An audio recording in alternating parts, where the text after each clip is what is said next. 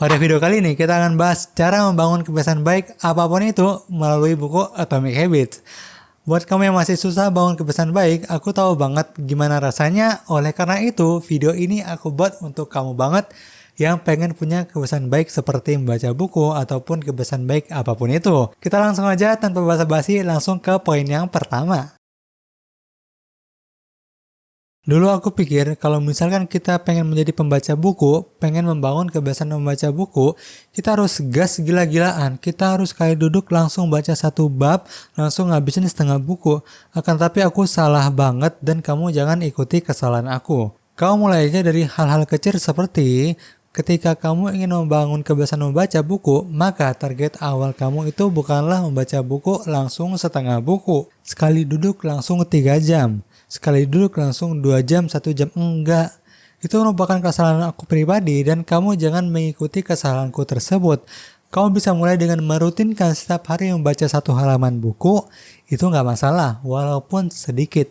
Akan tapi kamu akan merasakan hasilnya ketika kamu konsisten melakukan hal tersebut berulang kali, seminggu, sebulan, atau bahkan 1 tahun. Sehari 1 halaman doang itu nggak masalah, yang penting jangan bolong-bolong, yang penting jangan absen, yang penting jangan sampai terputus kebiasaan tersebut. Di dalam buku disebutkan, perubahan dari suatu perbaikan yang sangat kecil tapi berlanjut dalam waktu lama bisa sangat dahsyat. Berikut penjelasan matematikanya. Jika Anda bisa menjadi 1% lebih baik setiap hari dalam setahun, akhirnya Anda akan 37 kali lebih baik pada akhir tahun nanti. Sebaliknya, jika kamu 1% lebih buruk setiap hari, dalam setahun maka kamu akan menurun hampir menjadi 0. Itu tuh satu kemunduran yang dapat terakumulasi menjadi jauh lebih besar. Dari pernyataan buku yang barusan aku sebutkan, kamu bisa tahu bahwa yang mengubah kita itu bukanlah kita harus berubah langsung menumbuhkan kebiasaan baik 50%. Enggak. Cukup 1%, tapi apa? Konsisten. Kuncinya adalah konsisten. Kalau kamu bisa lebih baik 1% pun, tapi kamu konsisten, 1 tahun kamu tetap melakukan kebiasaan tersebut, itu kamu akan mendapatkan hasil yang jauh-jauh lebih baik dan juga lebih besar menurut buku yang tadi aku sebutkan. Itulah poin pertama, cukup tumbuhkan kebiasaan yang kecil, akan tapi konsisten, jangan bolong-bolong. Kita lanjut ke tips yang kedua.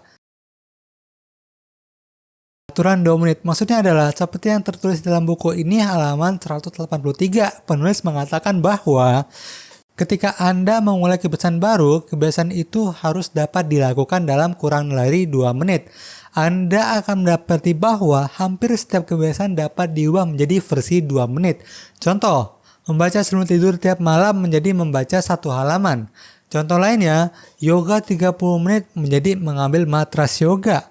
Contoh lainnya, belajar untuk kuliah besok menjadi mengambil membuka buku catatan. Berdasarkan pernyataan penulis di atas, kita bisa tahu kalau kita tuh mau membangun kebiasaan baru, apapun itu, kita nggak usah pusing-pusingin gimana harus perfect, gimana harus sempurna. Kita harus menyusun target, cukup lakukan selama 2 menit. Kenapa cuma 2 menit? Mungkin teman-teman ada yang bingung. Karena kalau kita udah mengubah mindset kita ke kebiasaan tersebut adalah kebiasaan yang mudah untuk dilakukan, maka untuk lebih lama kita melakukan kebiasaan tersebut akan jauh lebih mudah. Sebagai contoh, kalau aku punya target dalam pikiran aku mau habisin buku sebanyak 1 halaman. Aku akan berpikir bahwa gampang kok, sekarang aja deh ngelakuinnya.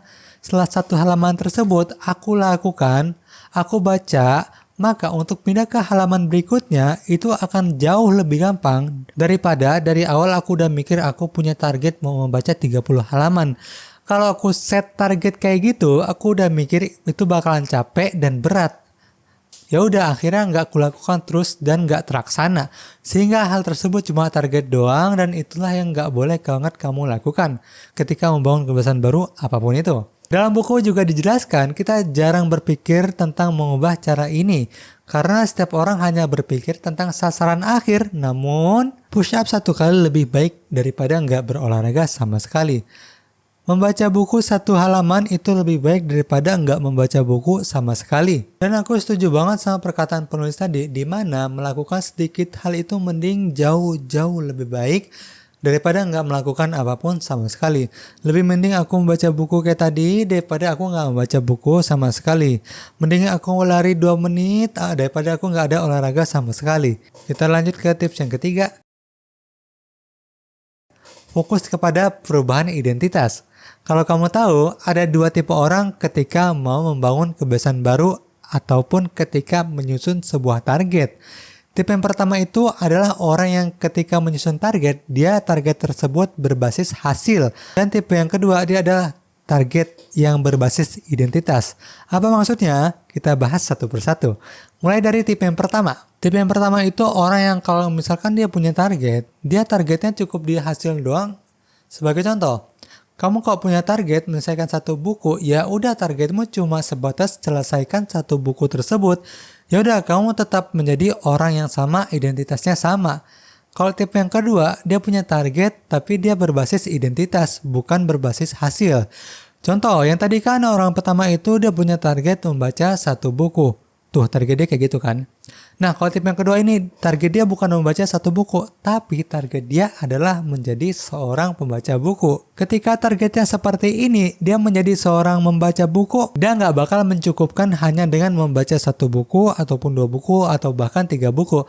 Akan tapi dia akan merutinkan, pokoknya aku harus membaca buku karena aku adalah seorang pembaca buku. Dan kalau aku nggak membaca buku, itu adalah hal yang aneh aku lakukan. Kenapa? Aku kan pembaca buku, masa aku nggak membaca buku gitu kan? Sama aja kayak kita mandi, kita kenapa mandi? Ya karena kita masih manusia, kita butuh mandi. Begitu juga dengan ketika kita mengubah menjadi identitas tersebut. Nah, yang aku mau kasih tahu kepada teman-teman itu baiknya ketika kamu mau membangun kebiasaan baru apapun itu, teman-teman harus menjadi orang yang tipe kedua tadi, yaitu ketika menyusun target harus berbasis identitas.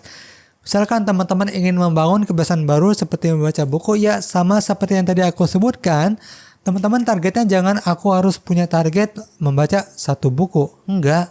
Tapi target aku adalah seorang pembaca buku yang mana itu berbasis identitas. Ini juga yang terjadi dengan aku pribadi, kayak aku itu kan sekarang aku fokus di YouTube ini. Fokus upload video YouTube, TikTok, Instagram, dan semacamnya. Target aku di sini adalah bukannya banyak-banyakan subscriber, banyak-banyakan viewers, followers, akan tapi tujuan aku adalah aku ingin menjadi YouTuber, tujuan aku adalah aku ingin menjadi content creator yang mana itu berbasis identitas.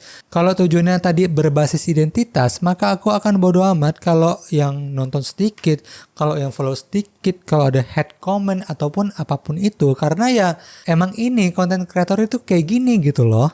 Jadi ini tuh emang rutinitas aku. Jadi nggak heran lagi kalau aku viewer yang sedikit, yang nonton sedikit, yang subscribe sedikit. Nggak cukup di situ doang. Kan kita nggak mesti cuma punya satu identitas doang kan ya. Selain YouTuber dan content creator, aku juga terkadang ketika membaca buku, aku menargetkan diri aku bukanlah menyelesaikan sebuah buku ini. Akan tetapi, target aku adalah aku harus membaca sebuah buku karena aku emang seorang pembaca buku. Aku akan aneh ketika aku seorang pembaca buku tapi nggak membaca buku. Itu yang menjadi target aku ketika membaca sebuah buku. Itu juga bisa kamu praktekin, misalnya kamu pengen menjadi pelari misalnya. Ya udah, tanamin di diri kamu sendiri kalau kamu itu orang yang suka lari, dan nggak heran kalau kamu itu misalkan lari seminggu sebanyak 5 kali. Ya mungkin aja, karena kan pelari, nggak ada yang aneh. Itu tuh poin yang ketiga. Kita lanjut ke poin yang terakhir.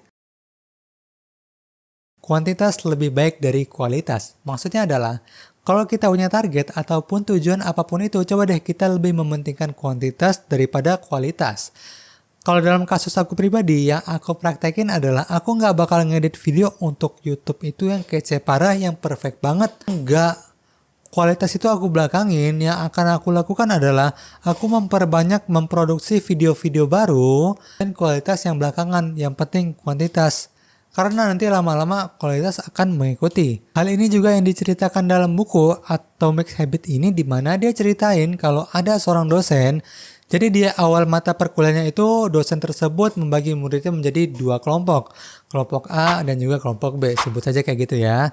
Kelompok ini nih, kelompok A, dia itu lebih mementingkan kuantitas daripada kualitas. Kelompok B sebaliknya. Dia yang mementingkan kualitas dibandingkan kuantitas. Maksudnya apa? Kelompok A ini dia akan mendapatkan nilai yang tinggi ketika dia bisa membuat 100 foto meskipun kualitasnya biasa aja. Nggak bagus-bagus amat, intinya dia dinilai berdasarkan banyak-banyaknya foto yang bisa dia ambil.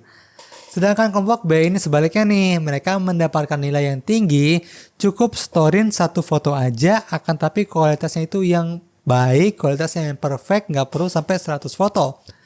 Akan tapi cukup 1, yang penting hasilnya yang sangat-sangat baik. Dan akhirnya ketika sudah selesai semuanya, yang kelompok A sudah mendapatkan 100 foto dan yang kelompok B sudah mendapatkan 1 foto tersebut, hasilnya apa? Hasilnya yang mendapatkan nilai tertinggi adalah kelompok A, adalah yang menyetorkan 100 foto tadi. Kenapa ini bisa terjadi? Karena kelompok A ini dia nggak peduli, walaupun dia itu punya foto yang nggak bagus-bagus amat, makin banyak pengalaman yang dia dapetin, makin ahli dalam mendapatkan foto yang baik. Sedangkan yang B kan dia nggak ada pengalaman sama sekali.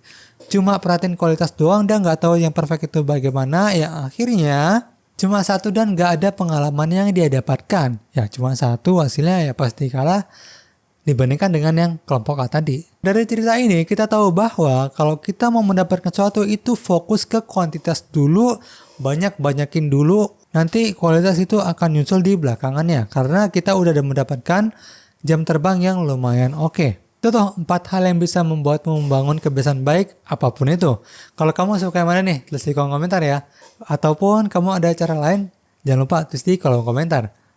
Sekian konten kali ini, semoga bermanfaat. Jangan lupa tonton video produktivitas lainnya di sebelah kiri sini ya. Kita ketemu lagi di konten selanjutnya. Bye-bye.